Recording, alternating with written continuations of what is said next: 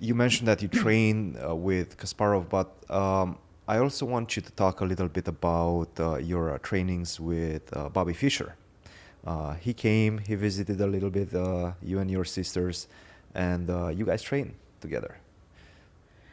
Well, with Bobby, we didn't train together. We were spending time together. He was visiting our home quite frequently.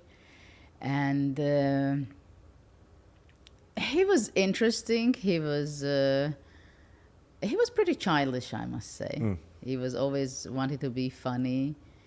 And but he was obsessed with his ideas about the pre-arranged games, what the Russians were doing. And but he was focusing a lot on explaining that the old chess, the classical chess, the rules and how we play it, it's already the past. And of course the Fischer random 960, another name, has to replace chess because this opening preparation is nonsense. It's just taking away time and energy from something what is not important in chess. And well, look what happened. And well, he was ahead of his time in many ways. It's also, I think it was his thought that the digital clock and to have the bonus time per move back in 92 when it was the rematch.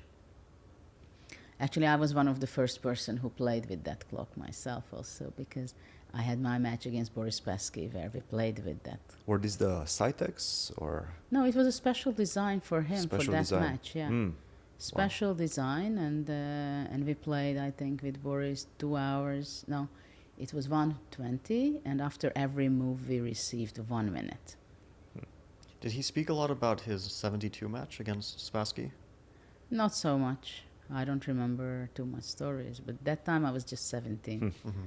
It was 30 years ago. Of course, it was, if I would meet him now, that Bobby, of course, I would have different questions and different discussions.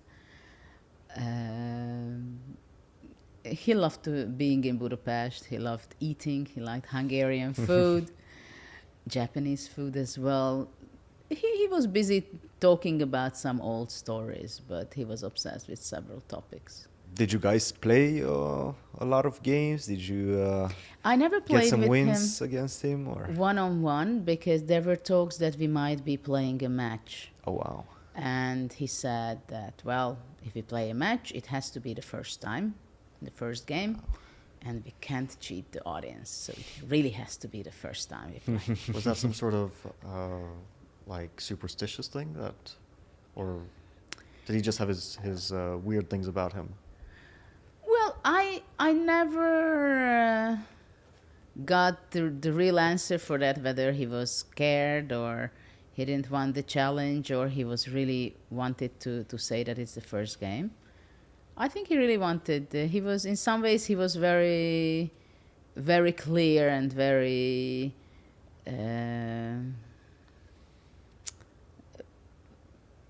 it was sometimes very simple what he was saying, like this one. I mean, what's the big deal, right? I mean, why can't you play? Of course, when we play a match, it's the first time we play, right? It's going to be a classical game or something, so why not?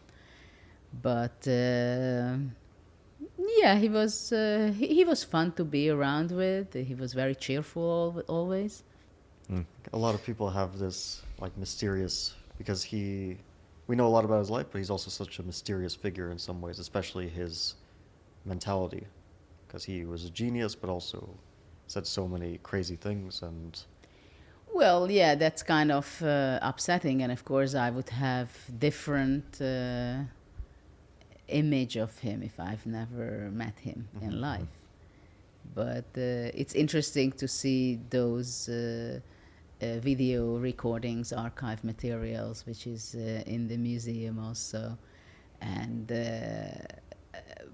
but yeah, I mean, he was outspoken, he was very straightforward, he had a good sense of humor, generally speaking. I was actually struck by, I saw this for the first time last night, the interview, or the talk show that he went on, because it was clear that this was some sort of script, that they were kind of acting this out, and he was making some jokes, but he was also incredibly charming in the interview and very funny, and the audience was laughing.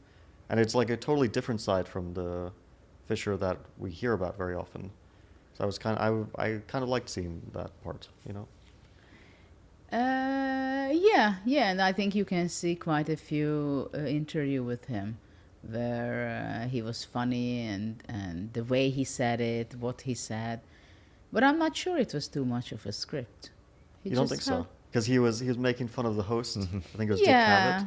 Yeah, but I don't know. I would wonder. It would be even more impressive if it was just off the cuff, just improvisational comedy. Well, probably for these kind of shows they have a prep, but it's not that he has to remember every word. Yeah. It's more about the direction of the topic.